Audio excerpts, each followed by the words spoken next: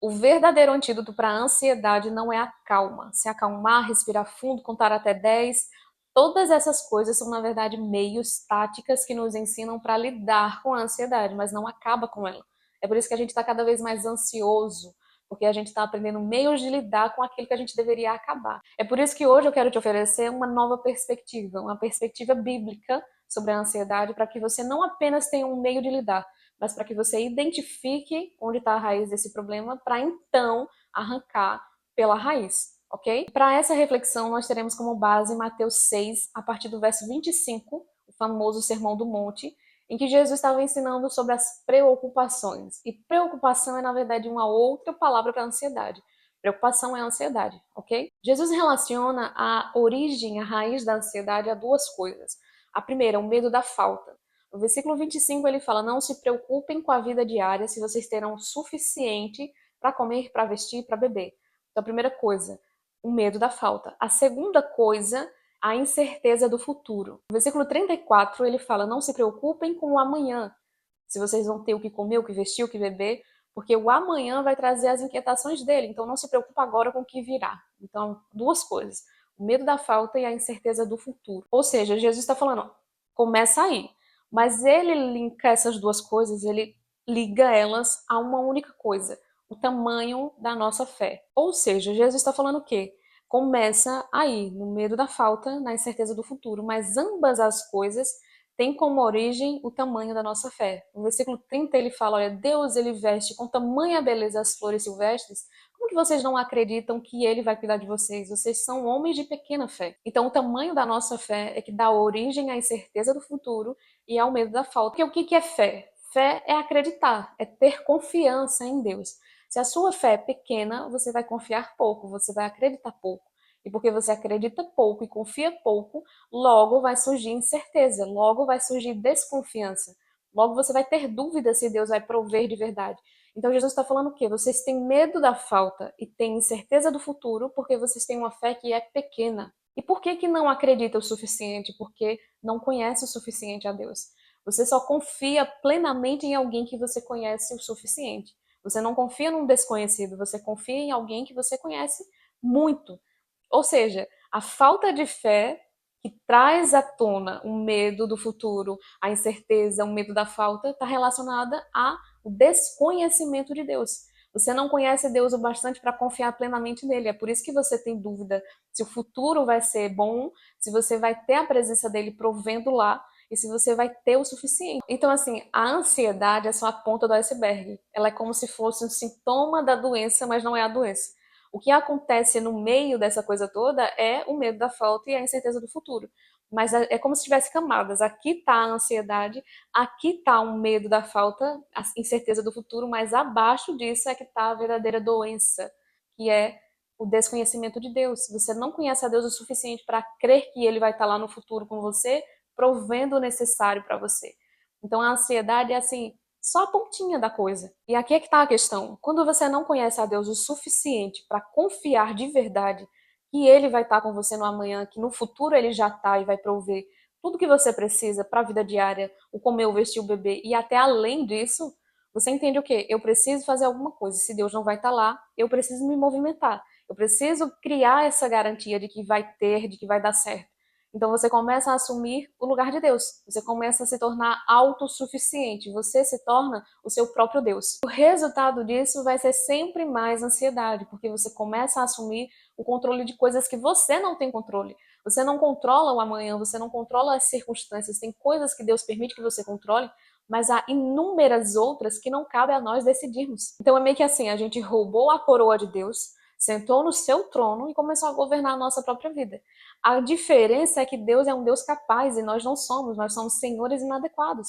A ansiedade de assumir o lugar de Deus prova isso, que a gente não é capaz de conduzir a nossa própria vida. É como se fosse uma criança sentada num trono governando uma nação, mas uma criança imatura, que não sabe decidir, que não sabe governar, que não tem o controle da situação de todos os ângulos como Deus tem. Deus é onisciente, onipresente e onipotente. Nós somos limitados. Não dá para assumir o lugar de Deus.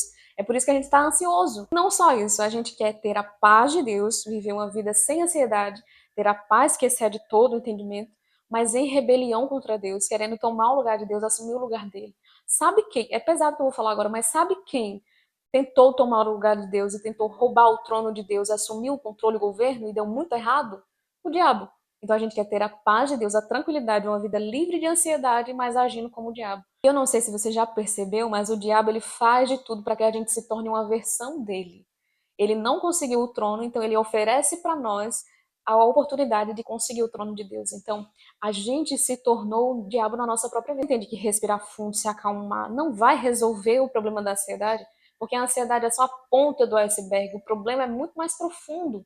A gente está vivendo uma vida em rebelião contra Deus, tentando usurpar o lugar de Deus, assumir o governo, o controle da nossa vida. A gente não crê o suficiente em Deus que Ele vai prover. A gente não conhece Ele e acha que sentar e respirar vai resolver. Não vai. E isso ainda dá para ficar pior.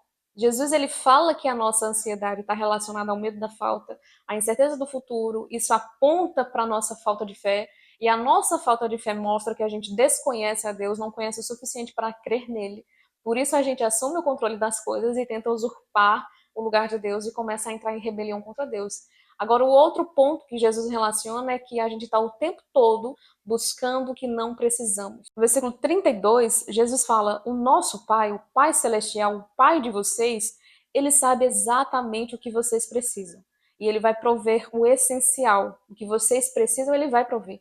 A questão é que vocês querem o que vocês não precisam. É por isso que vocês estão desesperados, afobados, ansiosos, inquietos. Porque vocês estão buscando coisas que vocês não precisam. E existe um abismo entre o que a gente quer e o que a gente precisa. Nem sempre o que a gente quer é o que a gente precisa, e nem sempre o que a gente precisa é o que a gente quer. Então Deus ele provê sim o necessário, o essencial. A gente fica desesperado para ter coisas que não precisa. É por isso que está cada vez mais ansioso. Eu quero abrir um parêntese aqui só para dizer que o Instagram ele é uma das plataformas que mais estimulam esse consumismo, esse comportamento de querer o que não precisa. Porque de tanto que você fica exposto à vida do outro, ao que ela tem, o que ela deixa de ter, você começa a desejar o que não precisa e a querer comprar aquilo que você não precisa. É tipo assim, se eu postar uma foto com essa xícara nos meus stories, você vai começar a desejar, a querer ter. E você começa a se afobar, a ficar ansioso para comprar uma xícara que você talvez nem precise. Sim, isso vai deixar você cada vez mais ansioso, porque você vai buscar cada vez mais coisas que não precisa. Se a gente for olhar com honestidade para a nossa vida, grande parte do que a gente acha que precisa, não precisa, a gente só quer ter. O que é essencial são poucas coisas. A maioria das coisas a gente está desesperado, correndo atrás, trabalhando o dobro só para ter coisas que a gente acha que precisa e não precisa. É para ter porque viu alguém que tem ou para mostrar para o outro que tem. Então eu acho que já ficou evidente que sentar, respirar fundo, se acalmar, contar até 10 não vai resolver o problema da ansiedade. Porque ela está enraizada em coisas bem mais profundas que a gente não quer mexer. A gente não quer encarar a realidade porque confronta a nossa vida. Ela mostra que a gente talvez não conheça Deus assim o suficiente para crer nele e confiar, e que talvez a gente esteja assim em rebelião contra ele, querendo assumir o lugar dele, e que a gente está vivendo uma vida completamente desregrada, querendo que não precisa, se afobando, porque está o tempo todo sendo influenciado até sem perceber. Mas eu não cheguei até aqui só para falar essas verdades confrontantes, jogá-las na sua cara. Eu quero que você resolva biblicamente isso aqui. E biblicamente a gente entendeu o quê? A ansiedade, ela está enraizada no medo da falta, na incerteza do futuro. Isso aponta para a nossa fé que é pouca, e essa fé pouca mostra que a gente conhece a Deus o pouco. Porque a gente conhece a Deus pouco, a gente confia pouco e todo o resto é resultado disso. O antídoto para a ansiedade não é a calma, é a intimidade que gera confiança, e essa confiança vai aniquilando o medo da falta, a incerteza do futuro. Então, o antídoto para a ansiedade não é a calma, é a confiança que nasce da intimidade. Quanto mais eu conheço a Deus, o caráter dele, eu entendo que eu posso confiar nele, porque eu confio, todo o medo da falta, toda a incerteza do futuro vão sendo aniquiladas. Se elas são aniquiladas, acabadas, não tem por que eu ter ansiedade.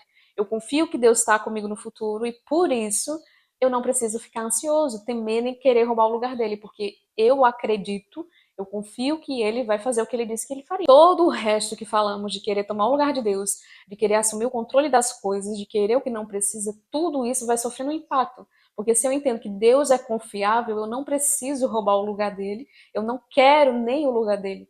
E eu também não fico afobado querendo o que eu não preciso, porque eu entendo que no que é essencial, Deus vai me prover.